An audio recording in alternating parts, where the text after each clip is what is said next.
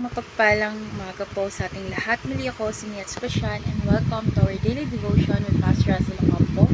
And today is June 4, 2026 and our topic is all about surrender what you have. So our Bible readings for today is all about 1 Kings chapter 17 verse 8 and 16. For this is what the Lord, the God of Israel says, the jar of flour will not be used up, the jug of oil will not run dry until the day of the Lord sends rain on the land.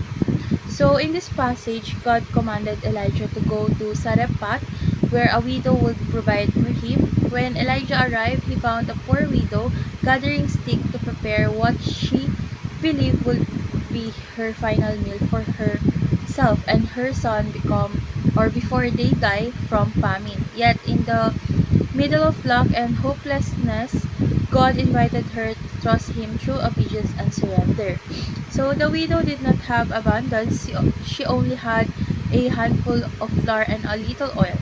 But when she surrendered what little she had to go in faith, the Lord performed a miracle of continuous provision. So this story teaches us that God is not limited by how little we possess.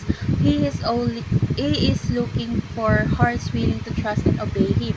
So let's go on to our teaching.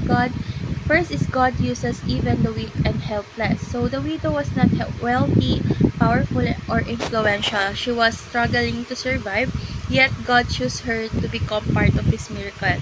God often uses ordinary people to accomplish extraordinary purposes. So our weakness does not disqualify us from being used by Him. In fact, God's power is often revealed most clearly through human weaknesses.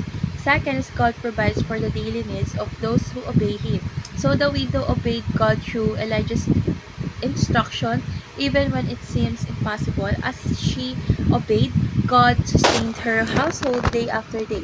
So God's provision may not always come in excess, but He faithfully provides what we need at the right time. So daily dependence teaches us to trust Him continually.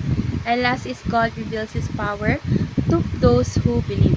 So the miracle of the flour and oil happened because the widow chose faith over fear. So she surrendered her last meal to God and witnessed His supernatural provision. So faith opens the door for us to experience God's power personally. So when we trust Him fully, we allow Him to work beyond human limitation.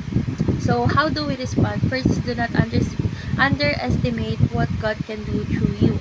So you may feel inadequate or insignificant, but God can use your life for His glory. So He specializes in using ordinary people who are willing to obey Him. Second, surrender to God what you have and allow Him to work miracles. Excuse me. The widow surrendered her last portion and God multiplied it.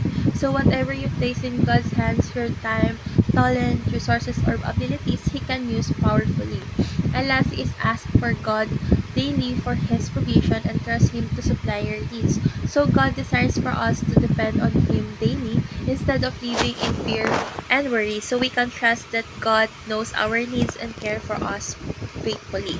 So why is it important to surrender what you have as an act of faith before you witness God's mighty works?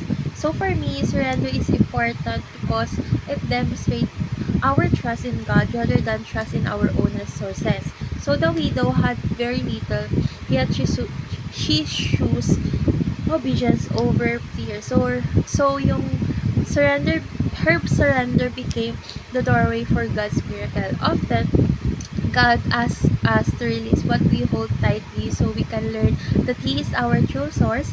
When we surrender our time, abilities, resources, and even our fears to God, we make room for Him to reveal His power and faithfulness in ways we could never accomplish on our own. So let's pray.